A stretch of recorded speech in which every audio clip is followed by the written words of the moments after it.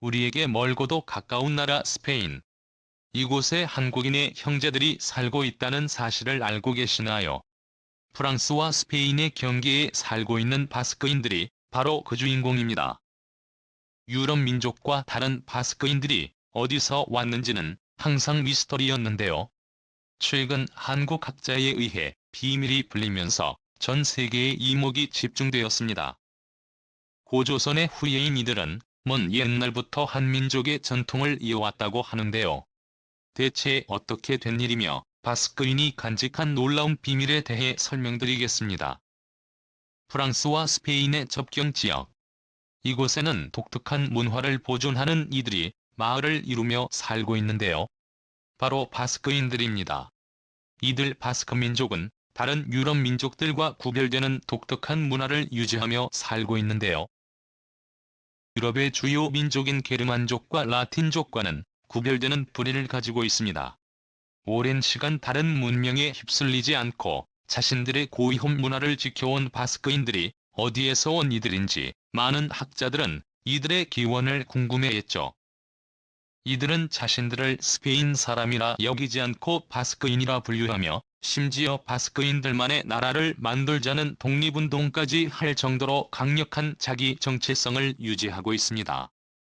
이를 알 수 있는 일례로 바스크인들은 유럽에서 많이 쓰이는 언어가 아니라 그들의 독자적인 언어를 쓰고 있는데요. 이들의 언어는 에우스케라족으로 분류하며 인도 유럽어족과 비교되는 독특한 특징을 지니고 있습니다. 결국 이들의 비밀을 풀지 못했던 유럽의 학자들은 바스크인들을 독립어족으로 분류하며 유럽 대륙에서 생겨난 독자적인 민족이라는 성급한 결론을 내렸죠. 하지만 이와 같은 주장은 한국의 한 학자에 의해 반박됩니다.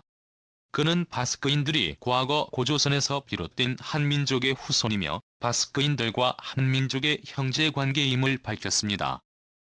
서울대학교 신용하 명예교수는 한반도에서 시작한 여러 유민들이 세계 곳곳에 퍼져나가 한민족의 위대한 피를 계승해 독자적인 국가를 설립했다고 주장했는데요. 그는 한민족의 전파 경로에 대한 연구를 거듭하다가 우연한 기회로 바스크 언어와 그들의 문화를 접하게 되었다고 합니다. 거기서 그는 놀라운 일치를 발견했는데요. 그동안 유럽 학자들 사이에서 독립어라 여겨졌던 바스크 언어가 곧 조선어를 기반으로 만든 언어라는 사실을 밝힌 것입니다. 그는 여러 사례를 통해 바스크어와 고조선어의 유사성을 밝혔는데요. 바스크 언어를 바스크인들은 유가라라고 말하는데 가라는 말언어의 고대 한국어를 의미합니다. 유가라라고 했을 때 의유는 유연족을 지칭하는 단어로 바스크인들의 말은 풀어 설명하자면 유연족의 언어라는 뜻입니다. 여기서 등장하는 유연은 과거 고조선이 멸망한 직후 그 유민들이 모여 세운 나라를 말하는 것으로 과거 중국 문명을 압도하는 강성한 세력을 구축한 이들입니다. 이들은 유목 생활을 하면서 점차 중앙아시아를 거쳐 발칸 반도에까지 이르게 됩니다. 유연인들은 이름을 받고 아족이라는 이름으로 살아가는데요. 이들은 지금의 헝가리 지역으로 넘어가 독자적인 세력을 꾸리며 아발 제국을 건설하게 이룹니다. 비잔틴 제국을 위협할 정도로 강성한 국력을 자랑했던 아바의 제국은 수공업과 목축업, 농업 등을 발전시키며 번영을 누렸죠. 하지만 프랑크족에 침범하면서 아바의 제국은 점차 쇠퇴했고 결국 프랑크 제국에 의해 멸망한 아발인들은 유럽 전역으로 흩어졌습니다. 남은 이들 중 상당수가 피레네 산맥을 넘어 지금의 바스크 지방으로 향하게 되었고 현재의 바스크인들의 시조가 된 것입니다. 바스크의 언어를 살펴보면 고대 한국어와 비슷한 형태를 띠고 있습니다. 가령 이리치라고는 바스크어는 한국어로 도달하다는 뜻이며 이르다라는 표현의 고어임을 알 수 있습니다. 이 외에도 여러 표현들을 살펴보면 많은 유사성을 관찰할 수 있습니다. 결정적인 증거는 바로 고인돌입니다. 고인돌은 한반도 지역에 3만 기가 넘게 분포되어 있을 정도로 고인돌 강국이라 불릴 정도로 많은 유적을 보유하고 있습니다. 세계유산으로 등재된 고창 화순 강화 고인돌 유적은 고인돌 및 직공과 형식의 다양성에서 압도적이라 할 수 있는데요. 이와 비슷한 유적이 스페인 바스크 지방에 존재합니다. 샤볼라데라 헤치스라 바스크 지방의 유명한 석조 유적으로 1935년에 발견되면서 세간의 화제를 불러일으켰습니다. 이 주변을 조사한 연구진들은 고인돌 주변에서 원시인들의 유해를 발견할 수 있었으며 주요 부장품인 도자기 파편과 반지 도끼 등 다양한 유물을 발굴해냈습니다. 여기서 고조선에 등장하는 삼죽보와 비슷한 유물까지 출토되었죠.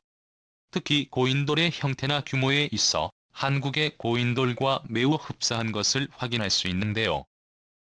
유해와 부장품까지 발견된 것을 봤을 때 바스크인들에게도 고대 고조선과 흡사한 매장 문화가 있다는 것을 확인할 수 있죠. 외에도 과거 바스크인들이 세웠던 나바르 왕국의 문장이 졸본부여의 군사들이 사용했던 경기 문장과 동일한 것을 확인할 수 있습니다. 바스크인들은 고래잡이로 유럽 전역의 명성을 떨쳤는데요. 울산 반구대 암각화 흔적에 따르면 과거 한국인들은 일찍부터 고래잡이에 나섰습니다. 피가 바스크인들에게도 남아있다는 것을 보여주는 증거라 할 수 있죠.